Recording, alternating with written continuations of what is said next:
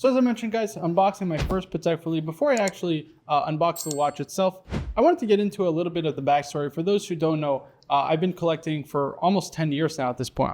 Seeing I'm 26. No, it's been 10 years I've been collecting watches. And the last 5 years for me have been a total whirlwind, especially as I'm now in the business buying and selling watches. I have access to product that probably most people don't have, and obviously pricing that most people don't have. And so I'm able to kind of trade in and out of watches very, very frequently and very easily in a manner that doesn't allow me to get hurt, if that makes sense. And so over the last 5 years, I've probably been in and out of at least 30 watches in my personal collection. And I think it's really important for me personally because obviously clients come to me as kind of, I hate using this word, but an expert to a certain extent, or they enjoy kind of my informed perspective. And to a certain extent, the only way I can really provide good advice is actually physically owning these watches. I don't think you can really give a good opinion on a watch having just kind of worn it for a few minutes, at a boutique, or really having not lived with it to a certain extent. And so really over the last couple of years, what I've done is kind of almost like what Bruce Williams calls collecting experiences. And I really enjoy that kind of theme or that motto. But over the last couple of years, I think my collection has really started to get a lot more refined to the point where I'm kind of honing in on the pieces that I want to keep forever. But this particular piece, I think, was a great entry point into the Patek Philippe brand. I was really looking for a long time for the perfect first Patek Philippe. And I think that's really a terrible mistake that I made, because I should have owned a Patek Philippe a lot earlier. I absolutely fell in love with the brand ever since I've owned this watch. Spoiler alert, this isn't an actual first unboxing of the watch. I've owned it for a couple of months now at this point. But the watch itself, I think, is spectacular, and I'm really happy with the choice that I made. But ultimately, I think waiting as long as I did was a mistake. Okay, so what's the watch itself, and what did I choose? Well, going into the unboxing itself, I ended up picking up a Patek Philippe. It is an entry-level watch, obviously, because it's what my budget could accommodate, to be quite honest with you. But I think it makes it no less worthy, and that is a Patek Philippe Calatrava, a reference 6000G, this one with a blue dial. So why did I pick this wristwatch? Well, a couple of reasons. First and foremost, I really enjoyed the size. At 37 millimeters, even though it has a pretty long lug to lug, it wears closer to a 38 or 39 millimeter wristwatch, which for me is kind of absolutely perfect. It's in that sweet spot of just wearing absolutely perfect on my 6¼ wrist. The watch itself was just perfectly sized for and perfectly suited for my wrist. The dial itself is really interesting. It's a blue dial. This being kind of a 2010s-ish model. I think they made this only for about 4 years or so. And it has a really interesting design in that it has a sub-seconds at 5 o'clock. And then it has an outer pointer date. Now, this is based off the reference 5000G, which is a really cool story in that it was originally created as a collaboration between Patek Philippe and Ferrari wanting to brand the dial and Patek Philippe refusing to do so.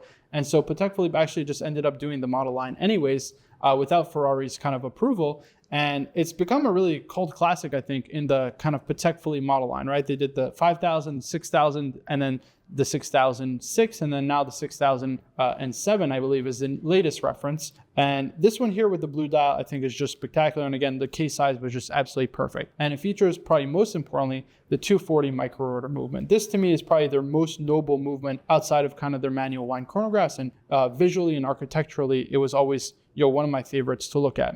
Now, although this was my first Patek Philippe, I owned it for a couple of months. It's a phenomenal timepiece, and I really, really enjoyed my time with it. Again, the case size, the proportions, everything about it was absolutely perfect. But I got a smoking deal on another Patek Philippe that I just couldn't say no to. And so I ultimately had to part with it, which I'm very sad about, because looking at it now, it is a beautiful watch and I do miss it. I don't know if I made a mistake yet. We'll see in a couple of months, but I did enjoy my time with this timepiece. I think it's absolutely gorgeous, but I ended up replacing it with a watch that I think probably will be a long-term keeper for me in my collection. And it was one of my grail Patek Philippe's, probably my favorite calendar complication, or one of that they ever made. And it is the Patek Philippe reference 5235R. It is a regulator dial annual calendar in rose gold with kind of this graphite dial with black accents, and it's just absolutely beautiful. I mean, everything about this, the case kind of throws back to the original Patek Philippe perpetual calendar. I love kind of that monoblock case with the squared off lugs, and of course that kind of satin and brush finish between the mid case and the upper and lower case. I think the movement is spectacular, of course, featuring a lot of the advanced research components like the Pulsomax Scaman and the Gyromax Balance, as well as, not to mention, it's the first micro rotor movement they made outside of the 240 micro rotor, and the first calendar wristwatch that they made outside of using the typical 324 and 240 base movements. And it's finished absolutely beautifully. I think the bridge architecture, the actual micro rotor movement, is one of the most spectacular movements Patek has ever made. And this format in particular is really what I fell in love with. The regulator format being such kind of old school, kind of watchmaker's complication, used ultimately as a setter for the rest of their watchmaking devices, be it other clocks or other pocket watches or wristwatches. And of course, the annual calendar being a complication that Patek Philippe was the first to introduce to the watch world. I think they've really perfected it. They do it the best out of anyone in the industry, other than maybe the 1815 annual calendar with the kind of the pusher at 11 o'clock. But otherwise, I think Patek Philippe annual calendars are absolutely gorgeous. And this one right here is the one for me. I've been wearing this watch now for well over a month, and I have to say that the 5235R is without question one of the most beautiful timepieces. And I think it's emblematic of everything that makes Patek Philippe great, right? Incredible finishing, incredible history, incredible nod to their history as well with the case, of course, the incredible regulator format. But I think also it's just the refinement, the elegance of this wristwatch that I think speaks to me more than anything else. I really do regret not owning a Patek Philippe a lot sooner, because to me, these watches kind of epitomizes, both this one, the 5235R and the 6000G, epitomizes why Patek Philippe is really at the highest level and viewed by most watch collectors as the best watch brand in the industry. The finishing, the way that it wears, the wearability, the proportions, but of course, the elegance, the refinement of the timepiece, everything about it to me is just simply perfect. There's nothing I would kind of improve upon or change, in my opinion. Both of these watches stand on their own as two amazing timepieces, and I think you can kind of go down Patek Philippe's catalog and mention a lot of their timepieces as being absolutely perfect in that regard. Now, of course, guys, this is probably going to be the first of potentially many Patek Philippes. How long do I expect to own this? I think this is going to be definitely a keeper in my watch collection. I've admired the 5235 for a very, very long time. I was able to get a smoking deal on this watch. I think the current retail now with the price increase is over $66,000. I got this for less than half off retail.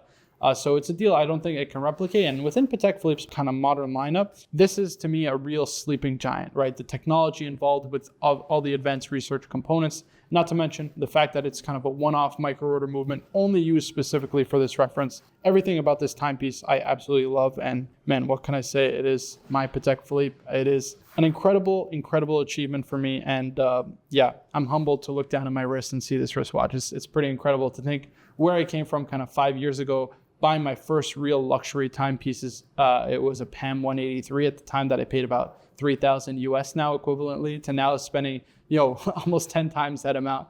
It's pretty insane. So yeah, I'm hugely honored, humbled by all the support that I've received over the years. And yeah, I'm going to be doing a follow-up with a state of the collection video, kind of showing off all my latest watches and watch acquisitions, because my collection has changed so much since the last state of the collection video. So I hope you guys enjoyed this video, and of course look forward to that video. If you did enjoy this video, please be sure to hit the like button, subscribe for more videos like this in the future. Of course, if you have any suggestions for videos you'd like to see, please leave them down in the comments below. As always, my name is Marco for Bernini's Jewelry. I'll see you guys in the next one.